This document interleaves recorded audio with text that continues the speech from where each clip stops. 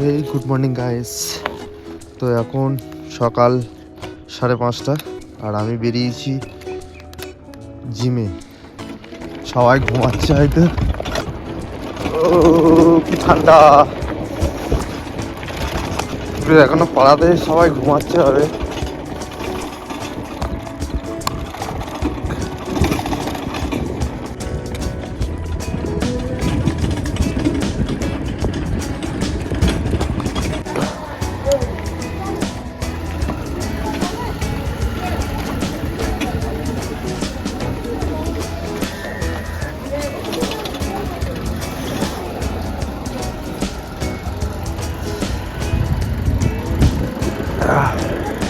তো এটা আমাদের স্ট্রিট, দেখতে পাচ্ছেন। এখান থেকে আমরা এবারে আমাদের জিমের দিকে রাস্তায় ডান দিকে চলো।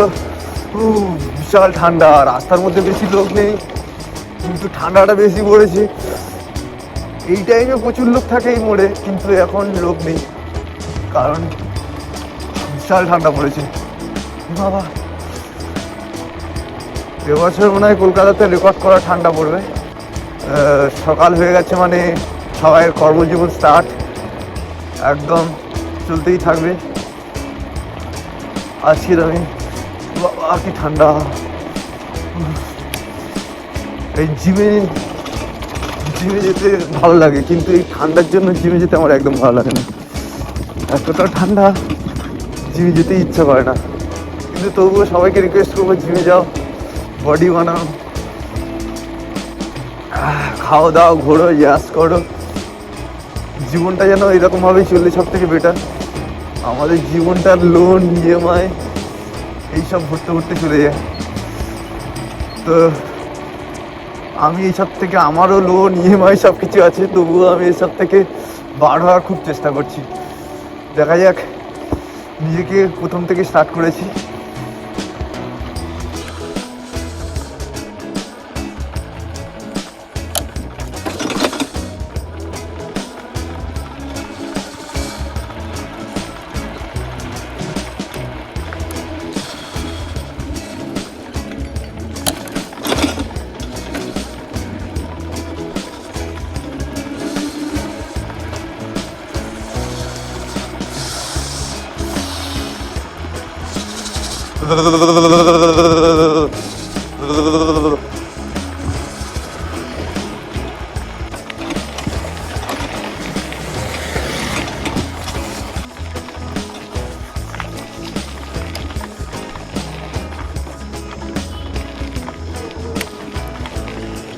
আরে গুড মর্নিং, জয় শ্রীরাম।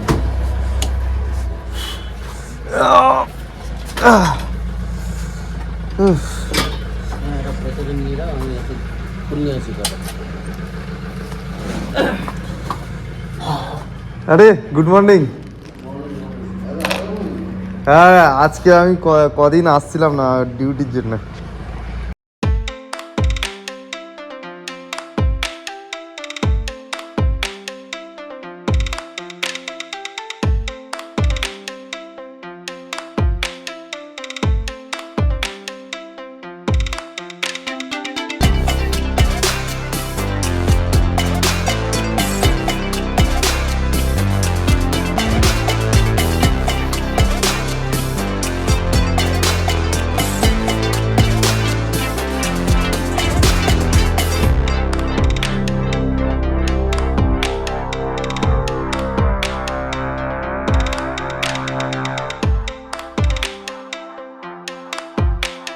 মুখটা দেখি দেখি হাসি।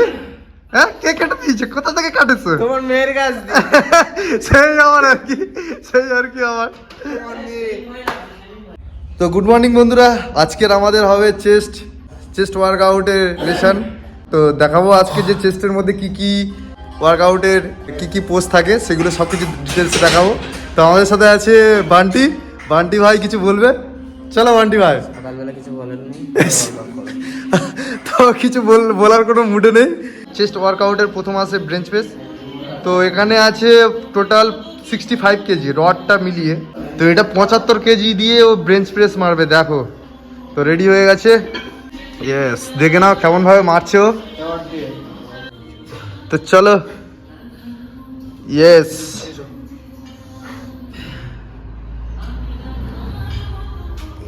ইয়েস। তো দেখতে পাচ্ছেন কিভাবে ওয়েটটা চাকাচ্ছে। এটা কিন্তু চারটিখানি কথা না, এই ওয়েটটা চাকানো কতটা ওয়ার্কআউট করার পরে এইরকম ওয়েট চাকানো সম্ভব, কারণ এটা ব্যালেন্সেরও প্রয়োজন হয়। যারা বিগিনার তারা যদি 10-10 করেও মারতে যায় তাদের হাত ডিসব্যালেন্স হয়ে যাওয়ার চান্স থাকে, এতটাই এটা ওয়েট কিন্তু। তো বন্ধুরা দেখতে পাচ্ছেন এই ওয়েটের মধ্যে আছে 65 কেজি। তো আমি 65 কেজি মারার ট্রাই করব, তো দেখি পারি কিনা। আমার তো সাপোর্ট লাগে কারণ আমার ডিসব্যালেন্স হয়ে যায় হাতটা, আমার হাতে অতটা স্ট্রেংথ নেই। তাও আমি চেষ্টা করবো 65 মারার। তো দেখতে থাকুন, চলো, রেডি রেডি, ওকে। ধরো, মাপ ধরেছে, হ্যাঁ।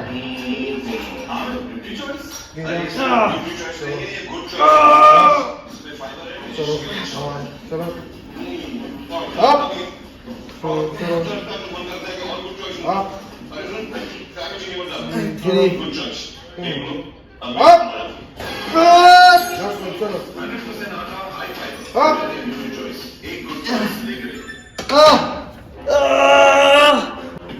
তো বন্ধুরা দেখলেন তো আমি 65 কেজি মারলাম।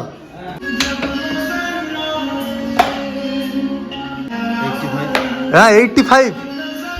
তো বন্ধুরা এটা 85 কেজি ও চাকাবে। তো বন্ধুরা ও চাকাচ্ছে 85 কেজি, দেখতে পাচ্ছেন। এটা চাকানো কিন্তু চারটিখানি কথা না, দেখা যাক, চলো। ও ভাই ভাই, ইয়েস,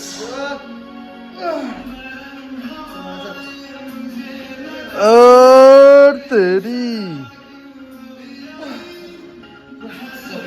চলো, হবে হবে হবে হবে হবে, চলো, ও মাই গড। তো বন্ধুরা আমার পিছনে যে মেশিনটা দেখছেন এটা হচ্ছে চেস্ট প্রেস মেশিন। তো দেখতে পাচ্ছেন মেশিনটার ডিজাইনটা। তো এই মেশিনে এবার আমরা ওয়ার্কআউট স্টার্ট করবো, নেক্সট ওয়ার্কআউট। তো স্টেপ বাই স্টেপ হচ্ছে, প্রথমে বেঞ্চ প্রেস, তারপরে চেস্ট প্রেস। তো এবারে দেখি আমরা কত কেজি ওয়েট এই মেশিনের মাধ্যমে চাকাতে পারি, আপনাদেরকে দেখাবো। তো আমার মনে হয় আমি বেশি চাকাতে পারবো না, কিন্তু রনি 80-80 চাকিয়ে নেবে। তো রনি একটা আলাদা জালবা আছে এই জিমের মধ্যে।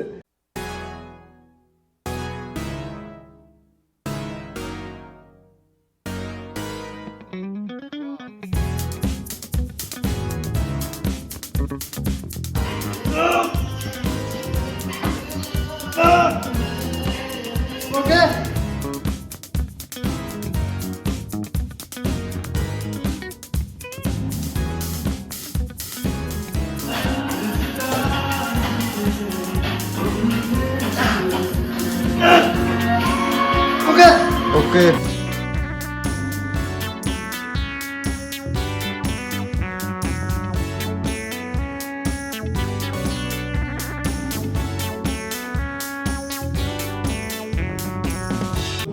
তো বন্ধুরা এটার ওয়েট আছে টোটাল, এক পারে ওয়েট আছে প্রায় 42.5 কেজি। ঠিক আছে, 42.5 কেজি, কারণ এটা আছে 2.5, এটা আছে 5, 5, 5, 7.5, 7.5, 10, আর এপারেও সেম। তো দুটো মিলে টোটাল 85 কেজি। তো চলো দেখা যাক রনি চাকাতে পারে কিনা 85 কেজি ওয়েট। 85 কেজি ওয়েটটা অতটা টাফ নয় ওর কাছে, কিন্তু আমাদের কাছে বহুত টাফ। চলো, উঠবে উঠবে, ও ইয়েস, একদম, চলো, কোনো ব্যাপারই না ওর কাছে। দেখতে পাচ্ছেন কত সুন্দর করে চাকাচ্ছে। তো বন্ধুরা এখন আমরা মেজারমেন্ট করছি কেবিল ক্রসটা মারার জন্য। তো এটা মারলে চেস্টটা বেশ ভালো পাম্প খায় আর চেস্ট আপ হয় ভালো। তো দেখাচ্ছি আমাদের চেস্টের হালতটা কেমন হবে।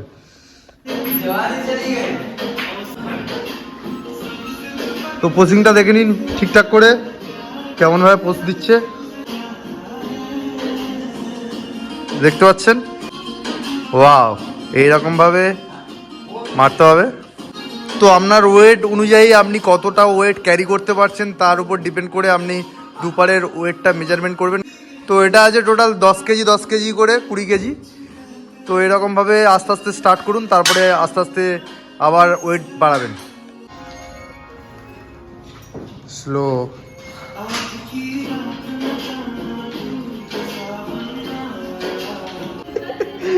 এ পার্টনার অত শুলে হবে রে পার্টনার। ক্যান্সেল। বন্ধুরা এটা হচ্ছে না কিন্তু আমার, তাও আমি ট্রাই করছি। আমি ডানা মেলছি খোলা আছে। ওয়াও! তো এইদিকে দেখো প্রিন্স এসছে। ও তো আজকের কত কেজি মারবে বন্ধু? হ্যাঁ মাল কুড়ে মাল, ঠিক আছে। সকালবেলা করে আসে, তো কখন আসে এই সবাই চলে যাবে তখন আসে। ও এসে কি করে এই নয়, বাথরুমের মধ্যে ওর মধ্যে বেশিক্ষণ কাটায়। ওই দুটো দরজার মধ্যে কোন দরজাটা? তো ও এই দুটো দরজার মধ্যে যে কোনো একটা দরজার মধ্যে অনেকক্ষণ কাটায়। আমি মাঝে একবার এসে দেখেছিলাম। হ্যাঁ, তো আমার মুখে দেখেছো, মুখে কি সব দাগ বার হয়ে গেছে। ওটা বললাম না, অন ক্যামেরাতে বললাম না ওটা কি তো বন্ধুরা আমরা কেবিল ক্রস মারার পরে এবারে আমরা আর একটা স্টেপে এগিয়ে গেলাম। তো দেখাচ্ছি এটাকে কি বলে। সেটাকে কি বলে? আমরা নাম জানি না হাফ জিনিসের, আমরা হাফ জিনিসের নাম জানি না কি বলে। তো এটাকে কি বলে দেখতে হবে। প্রত্যেকটা স্টেপের একটা করে নাম আছে। এই একটা কেবিল ক্রসের মধ্যে অনেকগুলো মারা যায়, কিন্তু সেগুলোর নাম আছে আলাদা আলাদা।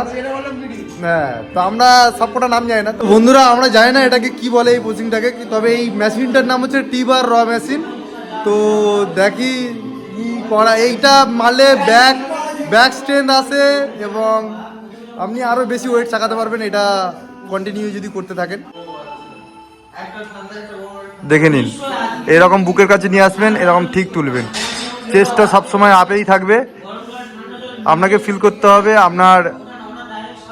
আপনার বুকের মধ্যে প্রেশারটা আসছে, তাই তো? বুকের মধ্যে না পোঁদের মধ্যে? কোথায় প্রেশারটা পড়ছে? বুকে। আচ্ছা, বুকে প্রেশারটা পড়ছে, আমি তো ওটাই বললাম। তো দেখতে পাচ্ছেন কিভাবে মারছে, অত লাভবে না, ব্যাস। তো বন্ধুরা আমাদের চেস্ট ওয়ার্কআউট প্রায় কমপ্লিট। এবারে আমরা লাস্ট ওয়ার্কআউট বাকি আছে, যেটা হচ্ছে চেস্ট ওয়ার্কআউটের সব থেকে মেন ইম্পর্টেন্ট পার্ট, যেটা হচ্ছে বার। তো বার মারবো এখন। তো দেখতে পাচ্ছেন আমার পিছনে যে দুটো রড, এই দুটো রড ধরে এখন ওয়ার্কআউট করব। তো দেখাচ্ছি আমি কটা বার প্রেস করতে পারি, সেটা আপনাকে পুরো ডিটেলস দেখাচ্ছি। আমি আশা করছি 15টা থেকে 20টা বার মারতে পারবো।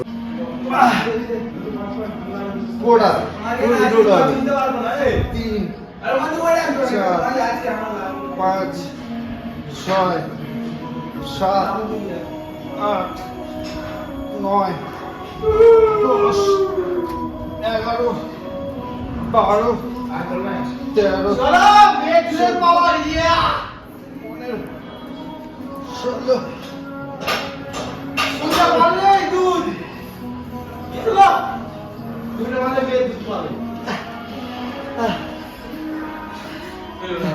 তো বন্ধুরা আমাদের আজকে চেস্ট ওয়ার্কআউটের যে লেসনটা আপনাদেরকে দেখালাম, তো দেখলেন কেমন লাগলো অবশ্যই কমেন্ট করে জানাবেন। আর যদি ভালো লেগে থাকে তাহলে সাবস্ক্রাইব করতে একদমই ভুলবেন না। দেখা হচ্ছে পরবর্তী ভিডিওতে।